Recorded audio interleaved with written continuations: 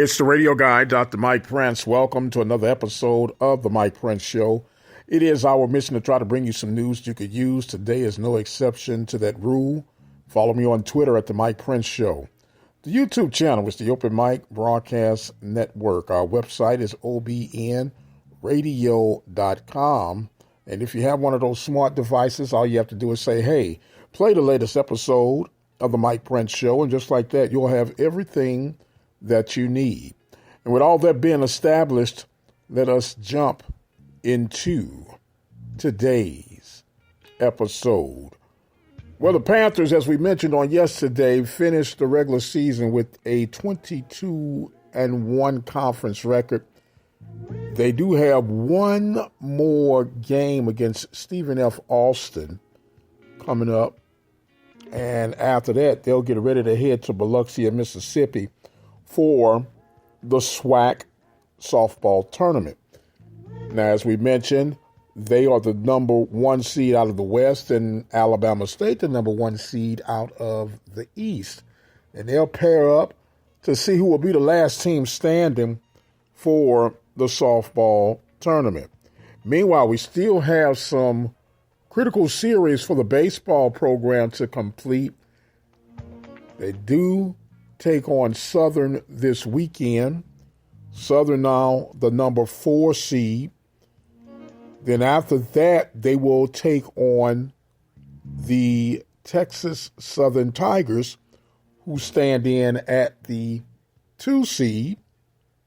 And then they'll close out with Grambling State, who is at the number 1 seed. And of course, these are in the Western Division.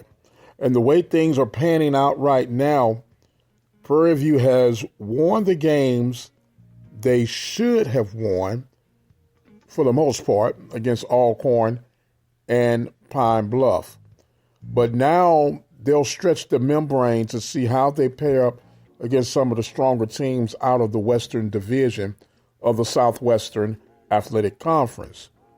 And we'll see what the end is going to be real soon with the Panthers. We do know that we have volleyball season starting August 25th. The soccer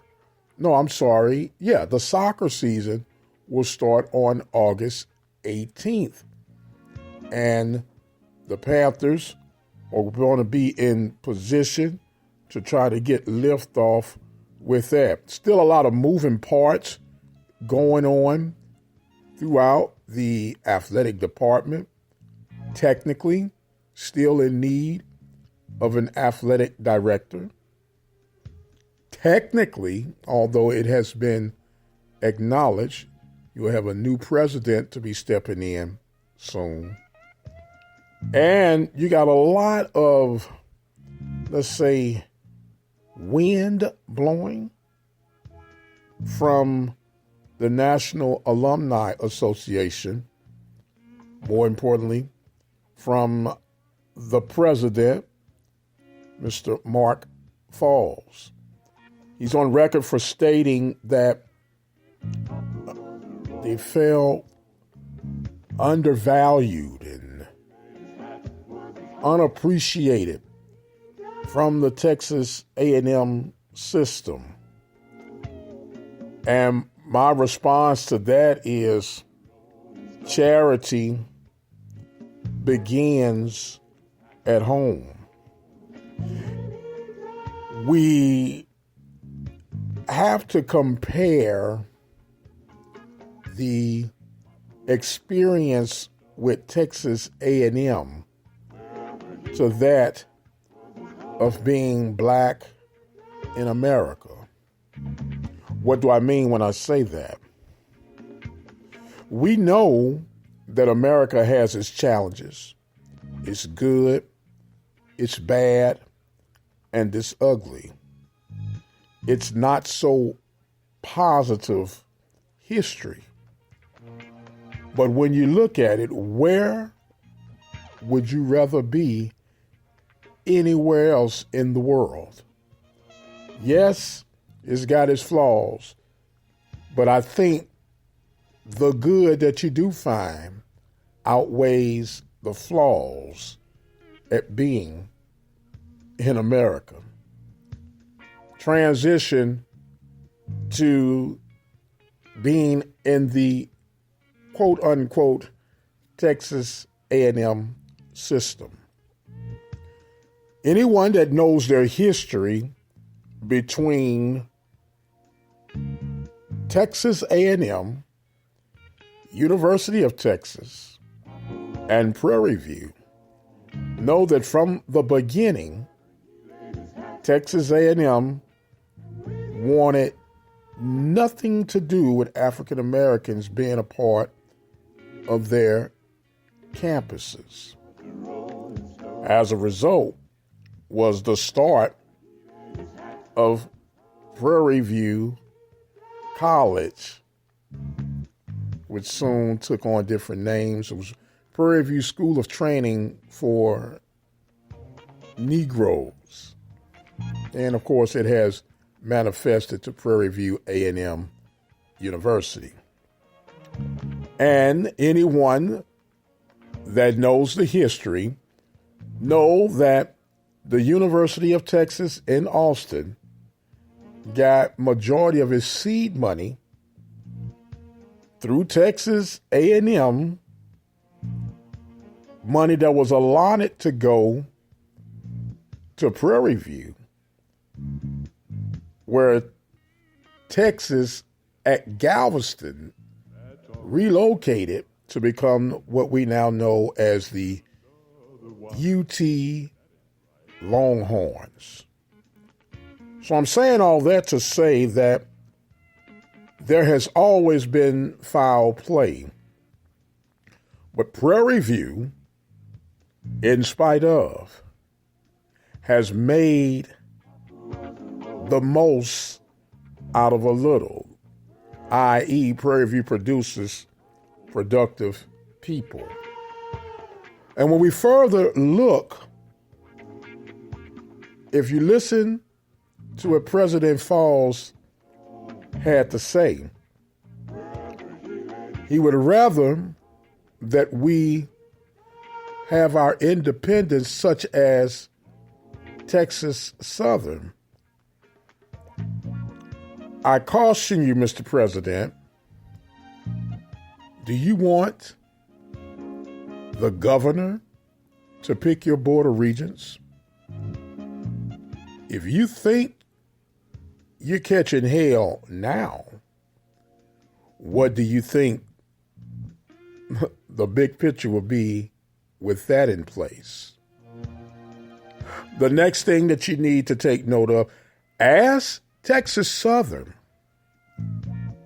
would they swap places with us today? And see what your response would be. Stephen F. Austin declared their independence, and they're begging University of Texas right now to allow them to become part of their system. So although there are some challenges, membership does have some privileges. And if I were one to give advice, Mr. President, I would think that we should control the things that we can control, i.e., let's support ourselves and then straighten up the matter that we have internally before we reach out externally. What am I saying? Where were your concerns when our former president eliminates an athletic director with no plan of succession? Think about that one. Where are you when our voice should be heard in writing some internal challenges that I won't go into deep detail on here. Where are your concerns, Mr. President, when you give your word to support your very own institution productions and then you renege on them? But yet, you want us as alum to follow you blindly? I don't think so. Charity begins at home. I do not partake in any of the Aggies' activities nor motives. But I do know that if we want to go down this route, we better be prepared for the long haul. And the long haul is this. The reality is this. It's not a perfect system. But what we have, the $340 plus million worth of new buildings, if it were not for this system, we cannot seem to gather ourselves together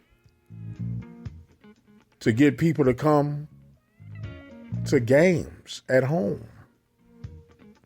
Let's work on that. Let's build an infrastructure before we go out drawing unnecessary attention to ourselves. I am going to exit stage left. I am the radio guy, Dr. Mike Prince.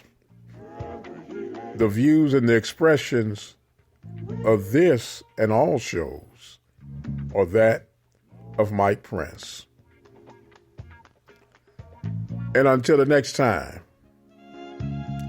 you guys be blessed, and we'll see you on the other side.